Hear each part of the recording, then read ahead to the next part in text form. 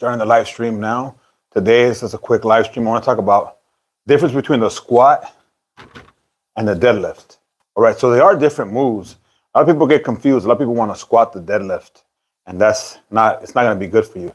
So why am I doing the video? Because I've been doing training for years now, and a lot of people, they're still confusing the lift. So it's going to be a quick 5-10 minute video. Hopefully people can stop by and watch it. If not, that's fine. Coach Eddie here, master's degree in exercise science, certified strength and conditioning coach. Just want to go over some of the things of the moves here and the things that we want to imply when we're trying to do some lifting. So when I first begin here with the squat. So on the squat, if you know the knees are going to move forward. So as you go down, the knees are going to get pushed forward. So if these are my knees here, as I'm going down, the knees are going to come forward, right? So your knees are coming forward on the squat. On the deadlift, once the knees are kind of there, the knees don't move forward no more because you're trying to get more of the posterior chain. So that's the difference between those two. The knees pretty much stay in place in the deadlift. They are forward a little bit in the beginning of the move, but then they're going to kind of stay in the same position. If you notice, the squat here has a slanted shin angle. So your shins, you can see the line there, it's going to look like that. Your shin kind of look like here, right? And the shin angle on the deadlift is more vertical. It's going to be more upright right here. This would be like your shin. And that's where that's going to be the shin angle for the deadlift. And why is that? Because you're not trying to migrate the knees forward at all. All right. Your hips on the squat, they go low. They're gonna significantly drop down. So if I was squatting here, let's just say I'm squatting, have the weight on my back now. My hips, if you notice my hips, they're really gonna drop down. I'm not gonna come out of the camera, and my knees are gonna go forward, right? If I'm deadlifting, I want to keep my hips high. So notice you're gonna see my hips kind of go back. If I'm deadlifting, my hips are going back, but they're kind of staying high, right? I'm just kind of pulling. So hips are staying high.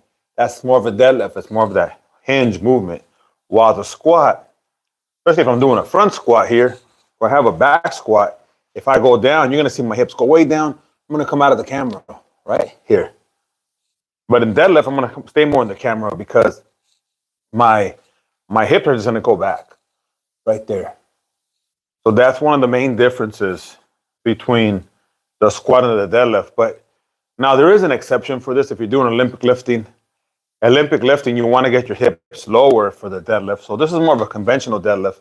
Olympic lifting, yes, you're going to get the hips lower. Why? Because you're trying to get velocity. You're trying to get some speed. And so as you're trying to get speed, you do want to get lower. On the deadlift, it's an Olympic deadlift. But if it's just regular deadlift, going for strength, you want to keep your hips relatively high. And you'll see that in anybody who pulls a lot of weight, their hips are higher. The hips are a lot higher than the knees in the deadlift. And then the squat, the hips are lower. So that's why hips go down. Deadlift, you got the high hips. So now the difference between the muscles. So if you're trying to build up your quads, that's the front of your legs, you're going to want to go with the squat. So I don't care if you do a low bar squat. I don't care if you do a high bar squat.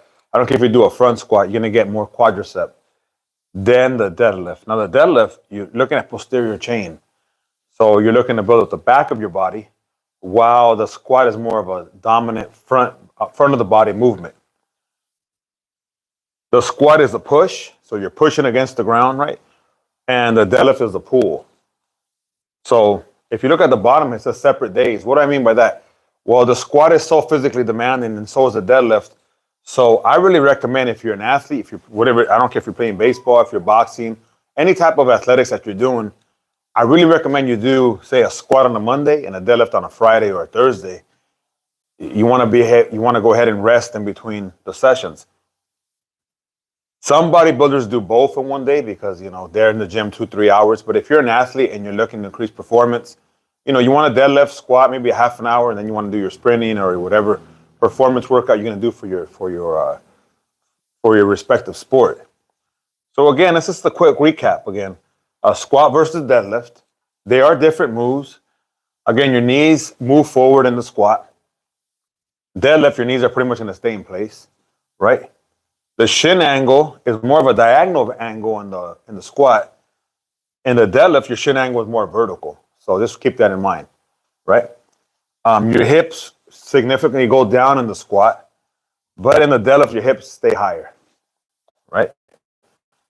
The squat is quad dominant, while the deadlift is a perfect posterior chain exercise. The squat is a push, while the deadlift is a pull. And if you can, go ahead and do it on separate days. That's going to give you the most benefit. And I'm just trying to do quick live videos like this. I think we're at 5 minutes. That's what I'm going to do, between 5 minutes and 10 minutes. So if you watched it, thanks for watching. I do have another video that's more, a little bit more elaborate than this, maybe 10, 12 minutes. I'm not trying to do super long videos. I'm just trying to do quick videos to educate people. Again, I got my master's, so I do teach college courses. So it's almost like you're doing a quick college course without having to enroll in school, paying the fees, paying the parking, getting there, getting back, worrying about getting quizzes. You're just getting educated by somebody who knows, somebody who's actually got the certifications, got the diplomas, got the degrees, saving you a lot of time. But you still want to learn, and you will still want to be taught by somebody who kind of knows. So I just want to kind of elaborate on these things. And thanks much for tuning in. And hopefully the next live video will be, try to do a live video once a week. Anywhere between 5 and 10 minutes is fine.